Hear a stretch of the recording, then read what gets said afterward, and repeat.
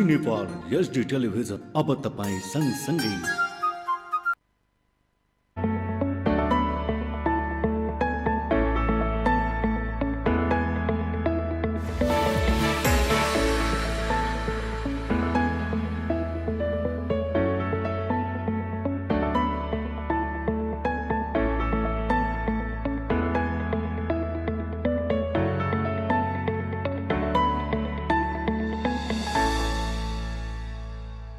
नमस्कार दर्शकवृन्द, कार्यक्रम गञ्जका कुरामा स्वागत छ। नेपालगञ्जका विविध पाटाहरूको विषयमा श्रृङ्खलाबद्ध रूपमा चर्चा गर्ने उद्देश्यले तयार गरिएको कार्यक्रम गञ्जका कुरा जी नेपाल एचडी टेलिभिजनमा पाक्षिक रूपमा बिहीबार अपराह्न 4 बजे प्रसारण हुन्छ र पुनः प्रसारण मङ्गलबार दिउँसो 2 बजे हुने गर्छ।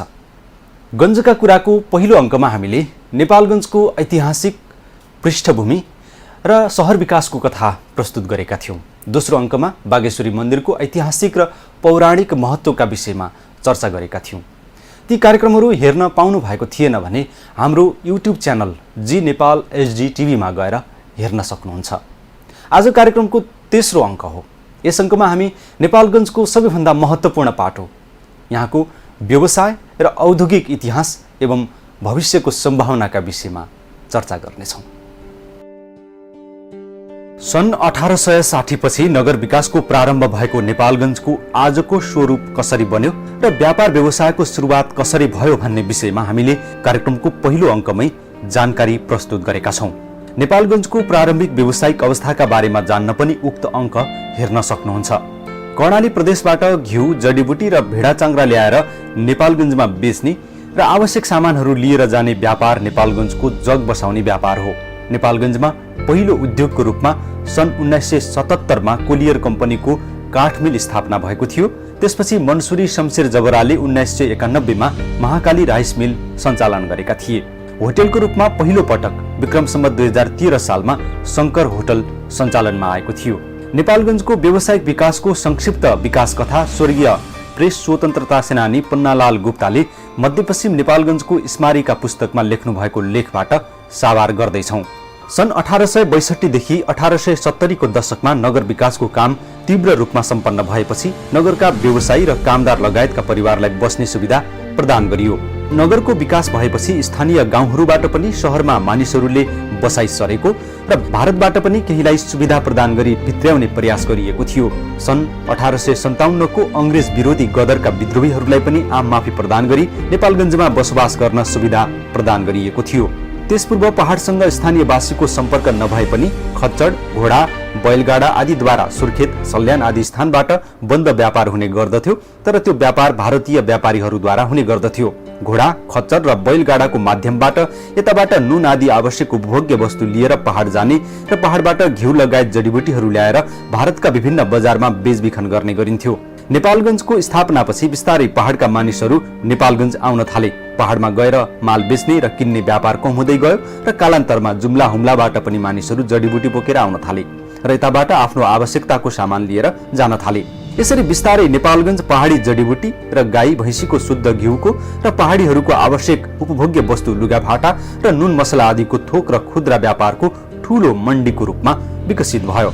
अतः नेपालगञ्जको व्यावसायिक विकासका साथै औद्योगिक विकासतर्फ ध्यान दिँदा नेपालगञ्जको नगरको स्थापनापछि विक्रम सम्वत 1980 को आसपास नेपालगञ्जमा 2वटा ठूलो आधुनिक उसिना चामल बनाउने चामल र तेल मिलहरू स्थापना भएको देखिन्छ, जुन अचेल बन्द भइसकेका छन्। तर यता आएर नगरदेखि खजुरा र कोहलपुर रोडमा कैयौं ठूला साना उद्योगहरू सञ्चालन भएका छन्। त्यसबेला बाँके बर्दिया जिल्ला कृषि प्रधान क्षेत्र थियो र यहाँ धान, मकै र तोरीको ठूलो उत्पादन हुने गर्दथ्यो र सोही कृषि उत्पादनमा आधारित त्यसबेला चामल र तेल मिलहरूको उद्योग स्थापना भएको देखिन्छ। त्यसबेला यी मिलहरूबाट उत्पादन हुने लाखौं मन उसिना चामल भारत निकासी हुने गर्दथ्यो। तर आज भारतबाट खाद्यान्न नआए यस क्षेत्रलाई नै नपुग्ने अवस्था देखिएको छ। निकासी व्यापारमा त्यतिबेला कृषिमा आधारित चामल, तोरी, मकै र दलहन, मसुर र अरहर आदिको कारोबार हुने गरेको थियो भने पहाडी उत्पादनमा शुद्ध घिउ र जडीबुटीहरू भारत निकासी हुने गर्दथ्यो। घिउको बजारमा बनारस अर्थात् काशी प्रमुख थियो भने जडीबुटीको प्रमुख बजार कानपुर थियो। जडीबुटी अमृतसर र दिल्ली पनि जाने गर्दथ्यो, तर कम मात्रामा। यसैगरी घिउको बजार बनारसको अलावा मिर्जापुर, इलाहाबाद, लखनऊ तथा हरिद्वार आदि थिए। हाल घिउको व्यापार लगभग समाप्त भइसकेको छ भने जडीबुटीको व्यापार भइरहेको भए पनि त्यति बेलाको भन्दा कम मात्रामा हुने गरेको छ। नेपालगञ्ज व्यापारिक केन्द्र नगरको रूपमा स्थापित भएबाट घिउ र जडीबुटी आदि पहाडबाट आउन थालेपछि यहाँ व्यावसायिक फर्महरूको विस्तार पनि हुन थाल्यो। व्यवसायी परिवारको टण्डन परिवारका साथै पण्डित शशिराम तथा भगवानदीन भगत, रतिराम जोगराज आदि परिवारबाट आडत अर्थात् कमिसन एजेन्टको रूपमा काम सुरु गरिएको थियो। दोस्रो विश्वयुद्धताका ब्रिटिस सरकारद्वारा बङ्गाल स्थित कमसरियट मार्फत घिउको खरिद पनि यहीँबाट हुने गर्दथ्यो। 60 टिनको विगतको समयमा टिन 15 किलो 16 किलो आउँथ्यो एउटा टिनमा। त्यसको यहाँ व्यापार बडा लामो थियो नेपालगञ्जमा। उनीहरू ल्याउँथे, त्यो बीचमा एउटा दलाल हुन्थ्यो, उनीहरूले उनीबाट किनेर हाम्रो पासमा ल्याउँथे। यस्तो थियो व्यापारको सिस्टम।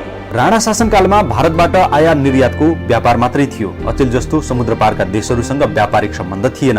भारतबाट आयात निर्यात गर्ने माल सामानमा सामान्य भन्सार लिने व्यवस्था थियो। अत्यन्त न्यून भन्सार शुल्कका अतिरिक्त कुनै प्रकारको आयकर, बिक्री कर अथवा उत्पादन कर लाग्ने गरेको थिएन।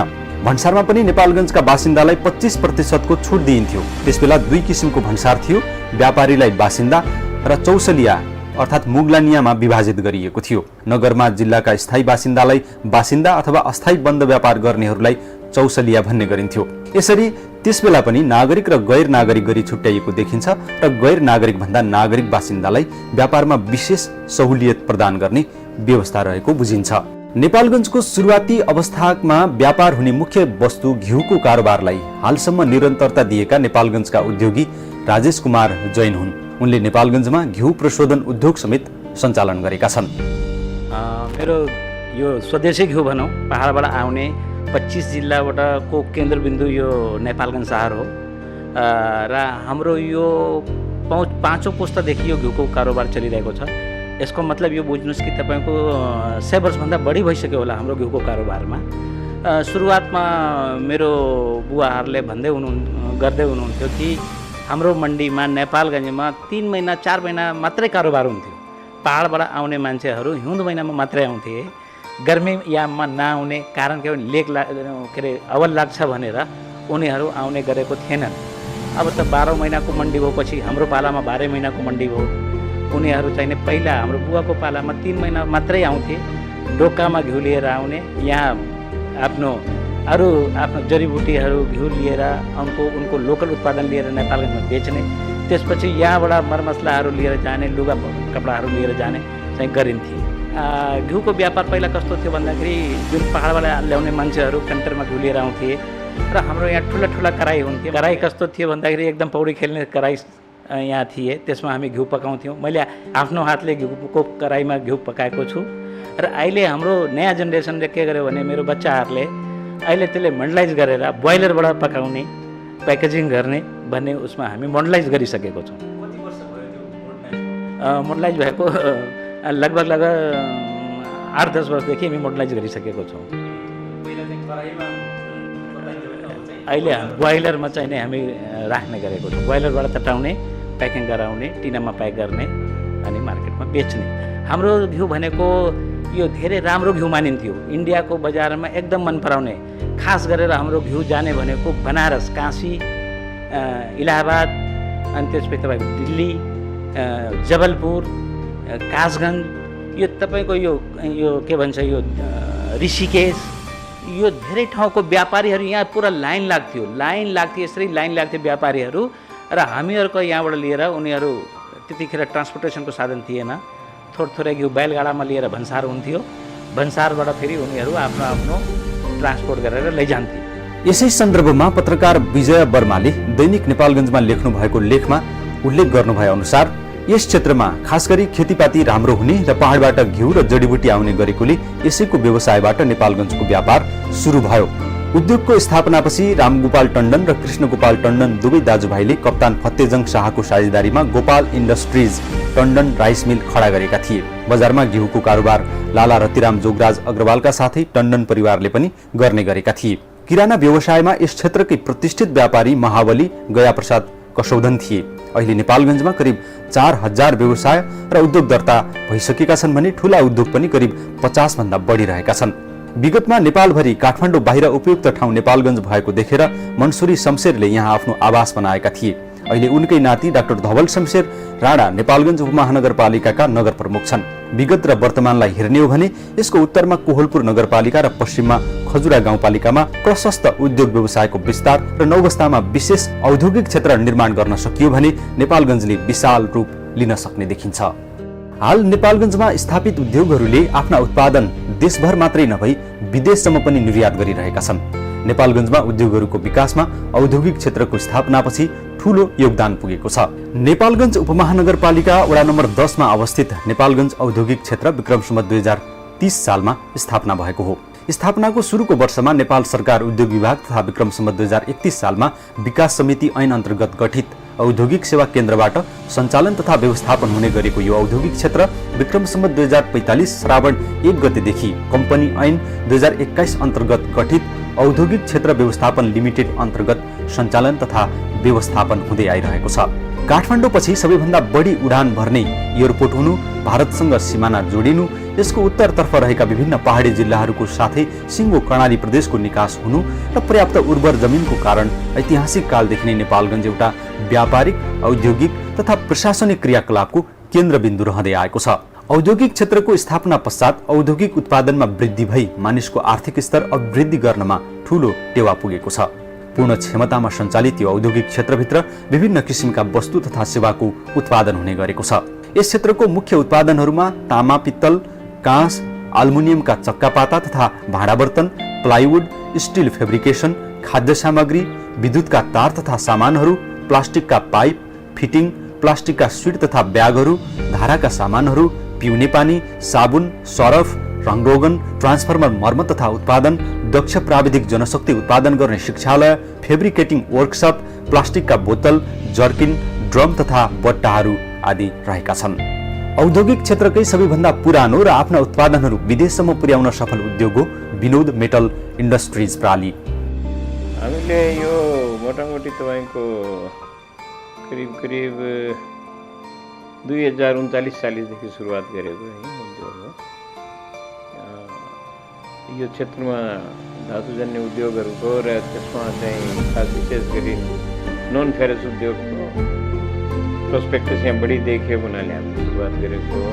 सुरुवातमा हामीले भाँडाहरू बनाउन मात्रै सुरु गरेको थिएँ, पछि रोलिङ मिल पनि थपियो, पहिले तामा मात्रै थियो, तामा पनि भयो, पित्तल पनि आयो, फेरि अल्मुनियम आयो, काँस पनि आयो, धेरै स्थान पनि आयो।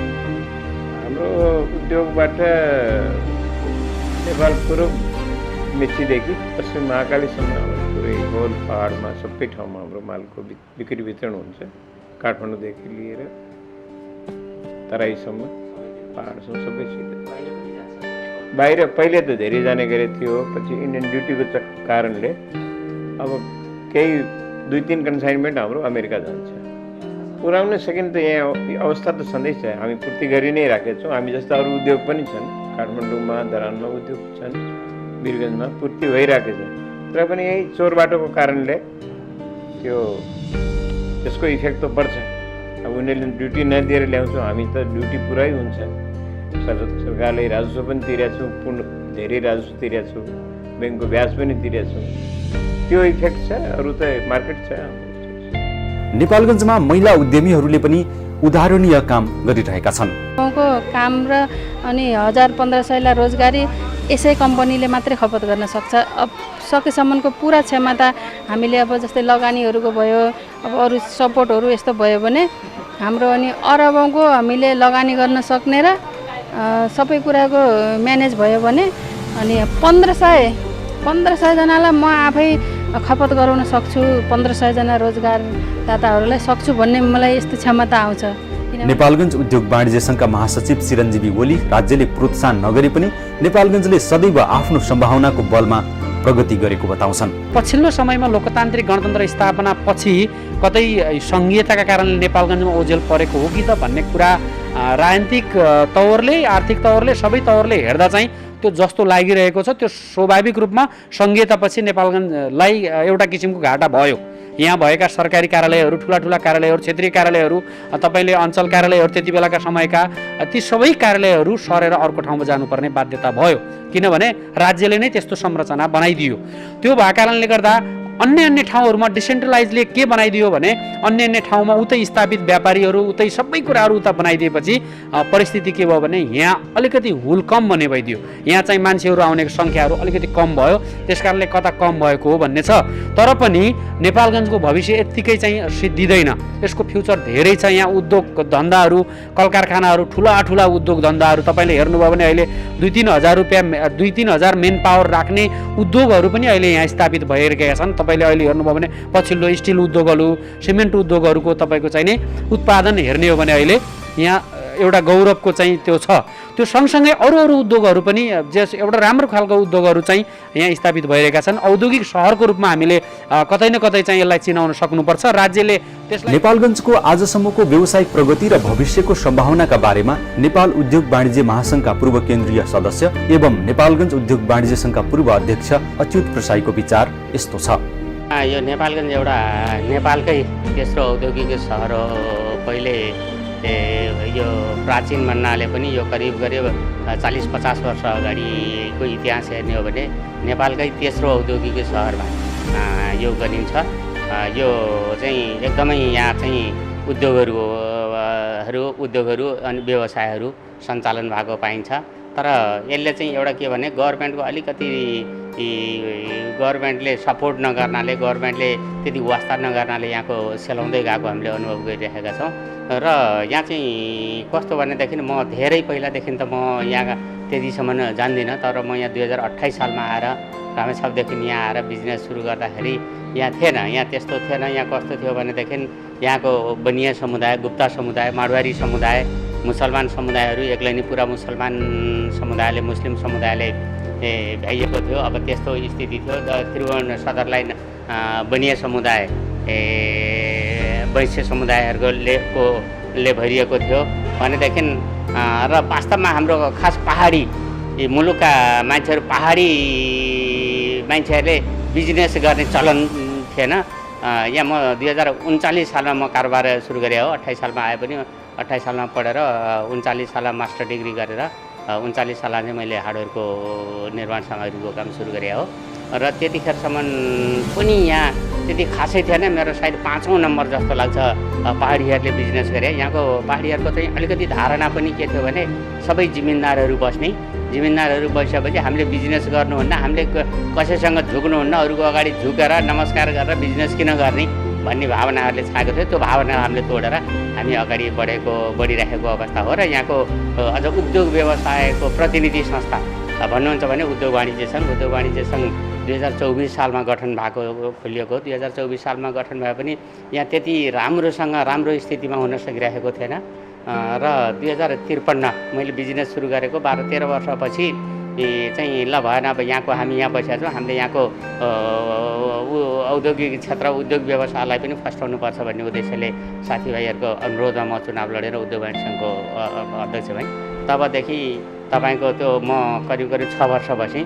6 वर्ष बिचमा म आफै छक्क पर्छु। मैले खोज्दाखेरि जम्मा हजुरको कति भनेदेखि 5वाँ नम्बर पहाडी समुदायले 5वाँ नम्बर खोलेको, मैले उद्योग वाणिज्य सङ्घ छोड्दाखेरि 1800 पहाडी व्यापारी व्यवसायमा थिएँ। मलाई त्यो चाहिँ कुरा बडा गर्व लाग्छ। किनभनेदेखि मैले चाहिँ एउटा के भनेदेखि हामीले पनि बिजनेस गर्नुपर्छ। हाम्रा बाबुबाजेले खेती किसान गरे, कतिले जागिर खाए, हामी पनि त्यसैमा मात्रै निर्भर गर्नुहुन्न। यो देशलाई हामी जस्तो पढे लेखेको मान्छेले केही नभए पनि देशको बेरोजगारीलाई पनि समस्या समाधान गर्नुपर्छ। 10-8 जनालाई भने पनि कमसेकम रोजगारी दिन सक्नुपर्छ। हाम्रो उद्देश्य त्यो हुनुपर्छ भन्ने भावना हामीले विकास गऱ्यौँ। अलिकति गर्व के लाग्छ भने यो उद्योग व्यवसायहरू फस्टाउन, यो उद्योग व्यवसायमा लाई अग्रगतिमा लिएर जानको लागि चाहिँ हामी तपाईँको म पनि 6 सालसम्म उद्योग वाणिज्य सङ्घको अध्यक्ष भएर रहेँ। र तपाईँको करिब 8 साल जति उद्योग वाणिज्य महासङ्घमा केन्द्रीय सदस्य भएर रहेँ। र मैले आफ्नो कार्यकालमा आफूले सकेको र उद्योग व्यवसायमा परिआएका समस्याहरू चाहिँ धेरै हदसम्म, अब निमटेन नै हुन त सक्दैन, धेरै हदसम्म समस्याहरू समाधान गर्दै नेपालगञ्जलाई औद्योगिक सहर बनाउनलाई अलिकति त्यो चाहिँ हामीले पनि दिँदै आयौँ र त्यही अनुसारै हामीले चाहिँ अब म 2053 सालमा उद्योग वाणिज्य सङ्घमा आइसकेपछि उद्योग वाणिज्य सङ्घको यो नेपालगञ्ज उद्योग वाणिज्य सङ्घ कक्लास उद्योग वाणिज्य सङ्घ हो। कक्लास FNCCI-को रेकर्डमा यो कक्लास हो, तर एउटा सचिवालय पनि थिएन। सानो सानो 2टा कोठामा उद्योग वाणिज्य सङ्घ सञ्चालन थियो। म आइसकेपछि पहिलो कार्यकाल 2 वर्षको थियो। 2 वर्षभित्रै 1 तला घर बनाएर सचिवालय बनाएर गरी र पछि अर्को कार्यकाल पनि भइसकेपछि मैले 3-4 तला बिल्डिङ बनाएर अहिले भव्य सचिवालय, अहिले नेपालगञ्जमा A1 छ उद्योग वाणिज्य सङ्घको सचिवालय। नेपाल उद्योग वाणिज्य महासङ्घका केन्द्रीय सदस्य एवं नेपालगञ्ज उद्योग वाणिज्य सङ्घका पूर्व अध्यक्ष कृष्ण प्रसाद श्रेष्ठका विचारमा नेपालगञ्ज आत्मविश्वासले बनेको औद्योगिक र व्यापारिक सहर हो। यसको भविष्य पनि उज्जवल छ।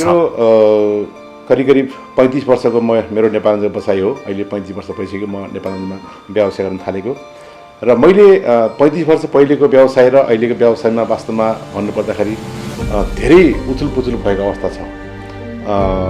जुन हिसाबले त्योभन्दा पहिला त वास्तवमा नेपालगञ्ज तत्कालीन सुदूरपश्चिम र मध्यपश्चिमको एउटा व्यापारिक केन्द्र हो र जुन हिसाबले पहिला तपाईँको नेपालगञ्जदेखि पश्चिम क्षेत्रमा तपाईँको प्राय गरेर हिजो तपाईँको सल्लानी बगिया अनि तपाईँको दैलेखी बङ्गाला लगायत तपाईँको थुप्रै यस्ता बङ्गालाहरू थियो कि त्यहाँ तपाईँको डोको बोकेर सुदूर र मध्यपश्चिमका व्यवसायहरू यहाँ तपाईँको व्यवसाय गर्न आउने थलोको रूपमा यसलाई गिनिन्थ्यो र पछि तपाईँको यातायातको चाहिँ सुविधाहरू भइसकेपछि अहिले धेरै ठाउँमा तपाईँको पहिला त्यस्तो चाहिँ पछि तपाईँको प्लेनबाट तपाईँको यहाँबाट हुम्ला जुम्ला डोल्पा बाजुरा बझाङ अछाम लगायत धेरै ठाउँमा तपाईँको प्लेनबाट पनि यहाँ तपाईँले चार्टर गरेर व्यवसायले माल घरदैलोमा पुर्याउने गरेको अवस्था थियो भने पछि अहिले तपाईँको अहिले यातायात सुचारू भइसकेको अवस्थामा अहिले व्यवसायको धेरै प्रकृति चेन्ज भएको छ। अहिले विशेष गरी तपाईँको अहिले भन्नुपर्दाखेरि अहिले सुदूरपश्चिमका धेरै व्यवसायहरू पनि हिजो नेपालगञ्जको मार्केट थियो भने अहिले सुदूरपश्चिम अहिले पछिल्लो चरणमा जब देश संहितामा गइसकेपछि अहिले केही परिवर्तन भएको चाहिँ छ, स्वरूप परिवर्तन भएको छ र अहिले हिजो नेपालगञ्जमा हुने व्यवसाय अहिले धनगढीमा तपाईँको व्यवसाय फस्टाएको छ भने अहिले प्रदेश नम्बर 6 विशेष गरी तपाईँको हुम्ला जुम्ला मुगुर डोल्पा कणाइलगञ्जका व्यवसायहरू हिजो सबै नेपालगञ्जमा आएर व्यवसाय गर्थ्यो भने अहिले तपाईँको अहिले सुर्खेतबाट हुने व्यवसाय भइरहेको छ। किनभने अहिले सुर्खेतबाट तपाईँको यातायात सुविधा भयो, जहाजको सुविधा भयो तपाईँको र मान्छेलाई तपाईँको आवाज जावतको सुविधाले गर्दाखेरि धेरै व्यवसायहरू अहिले कोही 6 नम्बर सुर्खेतबाट व्यवसाय गर्न थाले, कोही 7 नम्बरको चाहिँ अहिले धनगढीबाट व्यवसाय भइरहेको छ भने अहिले नेपालगञ्जको व्यवसाय धेरै खुम्चिएको अवस्था छ।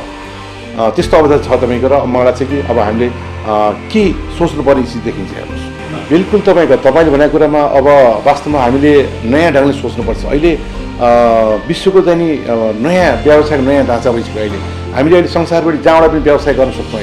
अहिले चाहे अन्य मुलुकबाट जसरी हामीले नेपाल माल भित्राउँछौँ, हामीले पनि यहाँबाट बाहिर माल पठाउन सक्ने खालको चाहिँ व्यवसाय गर्न जरुरी छ। विशेष गरी बाँकी जिल्ला तपाईँको औद्योगिक सहर हो र तपाईँको अहिले हामीले पछिल्लो चरणमा म एउटा विकास र नागरिक सरकार समितितर्फबाट मैले के भनिरहेको छु हामीले बाँकी जिल्लालाई तपाईँ 4 क्षेत्रमा हामीले तपाईँको बढी फोकस गर्नुपर्छ।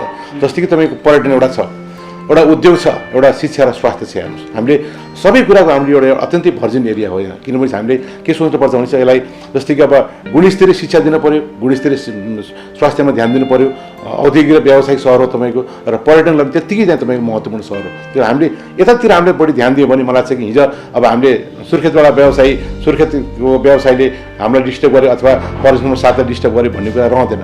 अब हामीले नयाँ मोडलबाट जानुपर्छ, नयाँ वैज्ञानिक तर्फबाट हामीले व्यवसाय गर्न सक्नुपर्छ। अहिले किनभने चाहिँ अब नेपालका हरेक उद्योगले तपाईँ अहिले घर घरमा माल पुर्याइरहेछ, होम डेलिभरीको व्यवस्था भइरहेछ। यो अवस्थामा तपाईँ अब हामीले अब सुर्खेतलाई हामीले डिस्टर्ब गर्यो, धनगढीले डिस्टर्ब गर्यो भन्ने होइन कि अब हामीले नयाँ ढङ्गले सोच्नुपर्ने स्थिति हुन्छ। त्यसले गर्दा मलाई चाहिँ कि अब हामीले गुणस्तरीय सेवामा ध्यान दिनु पऱ्यो। औद्योगिक सहरको कुराहरू छन् तपाईँको शिक्षामा त्यत्तिकै राम्रा सम्भावना छ। हामीले राम्रो चाहिँ तपाईँको यहाँ शिक्षा दिन सक्यो भने हाम्रो यहाँका तमाम मान्छेहरू तपाईँको बाहिर किन जानु पऱ्यो, बाहिरको मान्छे यहाँ शिक्षा लिन सक्छ। जस्तो हिजो महेन्द्र क्याम्पसले त्यति तपाईँ हिजो 10,000 विद्यार्थीलाई यहाँ के अरे हामीले अध्ययन गराएको यो महेन्द्र क्याम्पस हो र अहिले थुप्रै कलेजहरू स्थापना भएका छन्। जस्तै तपाईँको अहिले अब मेडिकल कलेजहरू भयो तपाईँको, अन्य तपाईँको BTS भयो तपाईँको होइन, यति धेरै अब कलेजहरू छन् कि नेपालगञ्जमा। ती कलेजहरूले तपाईँ अब स्कुलहरूले अलिकति गुणस्तरीय सेवा दिनु पर्यो। जसले गर्दाखेरि आज हामीले जस्तो हाम्रा अहिले पनि यहाँबाट विद्यार्थीहरू काठमाडौँ जान्छन्, भारतका विभिन्न सहरमा पढिरहेछन् होइन, अध्ययन गरिरहेछन् भने पोखरा गइरहेछन्। त्यो त्यसरी किन बाहिर पठाउने हामीले? बरु हाम्रो नेपालगञ्जमा तपाईँको अरू जस्तै कि मध्य र सुदूरपश्चिमका मात्र नभएर बाहिरको पनि तपाईँ विद्यार्थीहरू यहाँ आएर पढ्ने खालको वातावरण सिर्जना गर्नु पऱ्यो। र स्वास्थ्यमा त्यही किसिमको हाम्रो चाहिँ तपाईँको सम्भावना छ। आज भेरी अस्पताल तपाईँको चाहिँ आज 130 वर्ष पुरानो भेरी अस्पताल हो, तपाईँको अत्यन्तै राम्रो अहिले सेवा दिइरहेको छ। तपाईँको अन्य ठाउँको तुलनामा हामीले त्यति सुविधा दिन सकेको छ। अन्य अस्पतालहरू सुविधा सम्पन्न छन्, जसले गर्दा यहाँका तमाम खाले बिमारीहरू यहाँबाट लखनऊ, दिल्ली, काठमाडौँ जानु परेको छ। तिनीहरूलाई तपाईँको बाहिर जानु नपर्ने हिसाबले त्यो किसिम वातावरण सिर्जना गर्नु पऱ्यो हामीले। त्यो गुणस्तरीय जस्तै औद्योगिकमा पनि औद्योगिक सहरमा अहिले हामीले 9 अवस्थामा कामहरू भइरहेछ। अहिले औद्योगिक अब नेपालमा औद्योगिक क्षेत्र पनि छ तपाईँको। अहिले थुप्रै किसिमको तपाईँ अहिले अरू उद्योगहरू पनि स्थापना हुँदैछन्। त्यसले पनि के हुन्छ भने हामीलाई औद्योगिक सहरहरूमा तपाईँको चिनाउँछ। र पर्यटनको कुरा गर्दाखेरि तपाईँ विगतमा हाम्रा धेरै यहाँबाट नेपालगञ्जबाट तपाईँको मानस सरोवर लगायत थुप्रै ठाउँमा हामीले यहाँबाट पर्यटनहरू पठाइरहेको अवस्था हो। र पर्यटन सहरहरूमा अहिले नेपालगञ्जलाई विकसित गर्दैछौँ। आज साना होटलदेखि लिएर 5 स्टारसम्मको होटलहरू हामीले यहाँ स्थापित गर्न सफल भइसकेका छौँ। त्यसले गर्दा हामीले हरेक कुरामा गुणस्तरीय सेवा दिएर स्तरीय नयाँ व्यवसाय गर्न सकियो भने मलाई चाहिँ पक्कै पनि बाँकी जिल्लाको व्यवसायलाई हामीले विगतमा जस्तो हामीले गुमायो भनेर होइन कि अब नयाँ ढङ्गले नयाँपनले सोच्यो भने स्तर उन्नति हुन्छ जस्तो लाग्छ। आगामी दिनमा नेपालगञ्जका उद्योगिक व्यवसायीले नयाँ ढङ्गले सोच्ने हो र राज्यले नवीन सोचलाई प्रोत्साहन गर्ने हो भने नेपालगञ्जले देशको व्यावसायिक र औद्योगिक विकासमा अग्रणी भूमिका खेलिरहनेछ। दर्शकवृन्द, तपाईँ हेर्दै हुनुहुन्छ कार्यक्रम गञ्जका कुरा। नेपालगञ्जका विविध पाटाहरूको श्रृङ्खलाबद्ध रूपमा चर्चा गर्ने उद्देश्यले तयार गरिएको कार्यक्रम गञ्जका कुरा जी नेपाल HD टेलिभिजनमा पाक्षिक रूपमा बिहिबार अपराह्न 4 बजे हेर्न सक्नुहुन्छ भने पुनः प्रसारण मङ्गलबार दिउँसो 2 बजे हुने गर्छ। कार्यक्रम गञ्जका कुराको आज तेस्रो अङ्कमा हामीले नेपालगञ्जको व्यावसायिक र औद्योगिक इतिहास एवं भविष्यको सम्भावनाका विषयमा चर्चा गरेका छौँ। कार्यक्रमको अर्को अङ्कमा पुनः यस्तै महत्त्वपूर्ण विषयमा चर्चा गर्न उपस्थित हुनेछौँ। त्यतिन्जेलसम्मका लागि हामीलाई बिदा दिनुहोस्। हेर्दै गर्नुहोला जी नेपाल HD टेलिभिजन। नमस्कार।